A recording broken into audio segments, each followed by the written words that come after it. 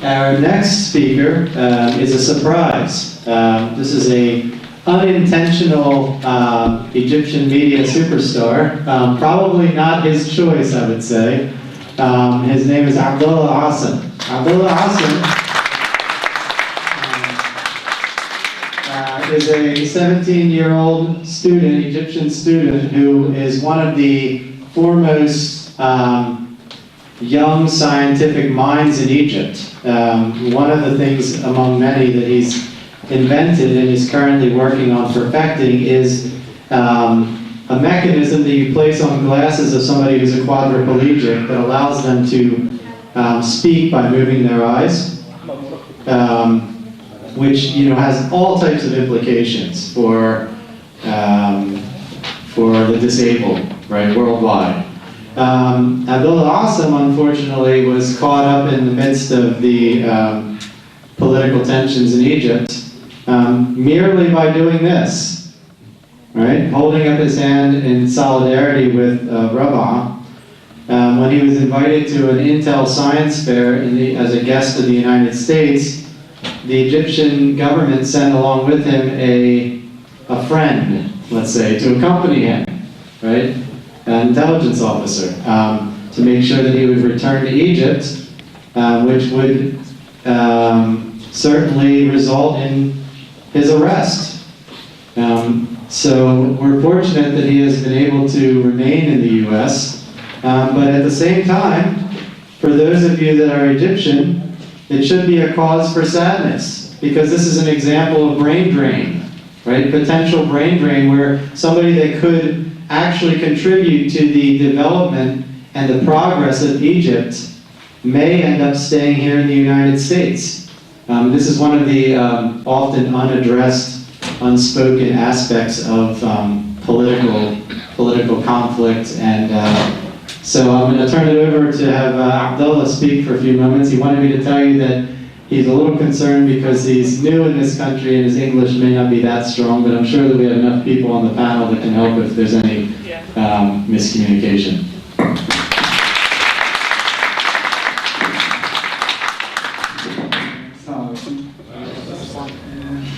First, I think I represent the Egyptian students. I think I represent the Egyptian students who's under 18. So I will talk about our experience in the street and jail and what happened to us this day. So first,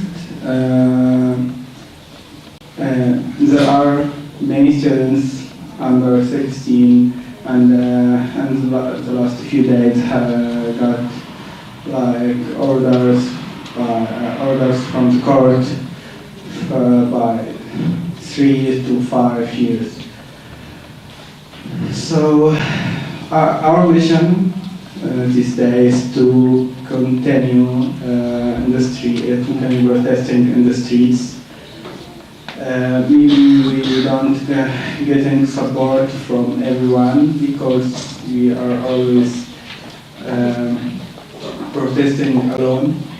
I mean alone because many people have a fear, got a big fear from the government. Many people have negative energy to go outside right now. They lost every hope to make a change. So our mission to continue in the streets, to stand up against what happened in Egypt these days. So what happened today is, like everyone knows, we have like more than 500 students under 16 from 11 to 16, and from 16 to 18 we had like 1,500. So all of them, and almost of them, they doesn't get orders, and they got in jail and they released. So they get out in the street and protesting, and they get out and they get in jail again. But after every time they get in jail, they got more experience what they have to do in jail. Like in the first time I went to jail, you will got more experience how to handle everything around you, like how to communicate with with the police officer, what you have to say, what experience the experience you have to communicate with everyone, like, and how to communicate with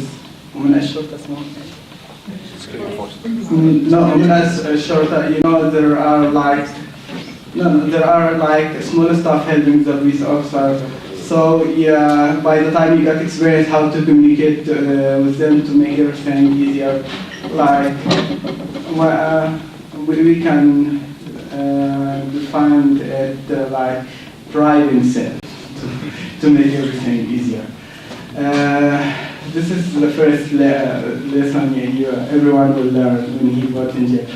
After that, you will learn how to communicate with the criminal people. Like in the first time you go in jail, you have to pay for the leader of the leader of the jail to find his best to sit down and sleep, and you will get experience how to help yourself to stay with them for most long time.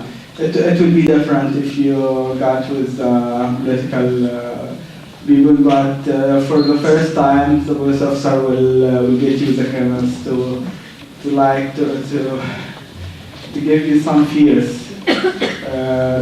When you get out, you will not get back to protesting or some kind of that. And after that, we got like experience how to insert everything we need. Like actually in jail you can do too many things, but if you are new or alone, maybe you will find some difficult to do anything. After that, we learn how to contact our families when we are in jail, like how to get phone, how to call them, how to communicate, because and how to contact with your attorney, because almost the time you will not find a chance to talk with him. Actually, he doesn't do anything, just giving you some advices, but by the time you will learn what you have to do with the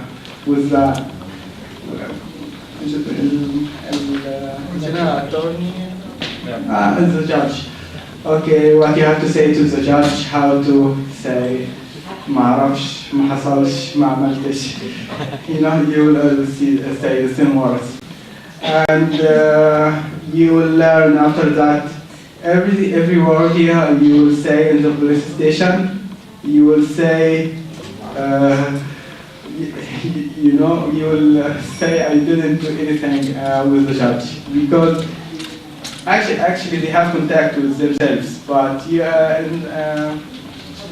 with the judge, even you have a password or some kind of that, they will force you to open it. So you have to learn to clean your phone, and after that we learned how to remote our phones from outside. Like when you go to jail and they arrest you, you must have your friend outside to remote access to your phone and delete everything, like it's reset factory.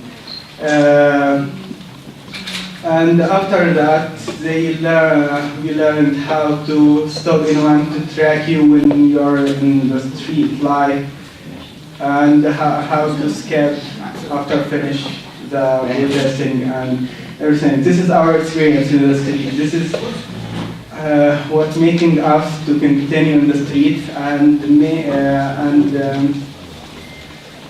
make our duties, like the number of of arrested people, and we are making make it lower every time we are getting the street. This is a small part. It represents what happened to us. Like I'm talking about the whole people under 18. Over that, actually, I don't have experience with them. And another thing I want to talk about, every time you always have to get a team to go with them. Like if you were in a group and you have to move with them. You never have to move alone, because when they arrest you, you have some friends to know that you have arrested. They call your family, they call a lawyer, and because every moment you do it, it will be bad for you. Like if you have like cousins or some relation families in the police or the army or some kind of that,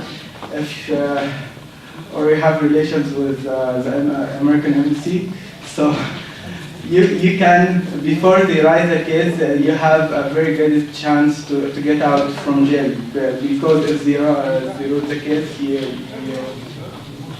unfortunately you'll get like 15 days.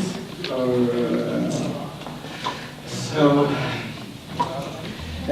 we learn to work in groups. We are expecting every day that someone, after every protesting, or there will be someone, they will arrest someone for us, and we are preparing ourselves that someone will get in jail. Like we never feel bad when they arrest us, because we are keeping our positive energy, because everyone they arrest him, he knows that he will release in someday, and he will go out and protesting again until make a change. Okay.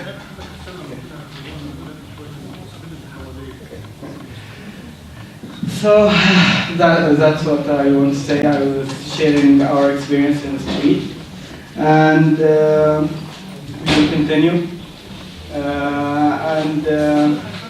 You know what happened here? Actually, I'm sorry. So your support is helping us every day, and we are getting some positive energy when watching people around us in the whole world talking about us. I have heard that by this convention, they make a pressure on the American government, and by the way, they make a pressure on the Egyptian government.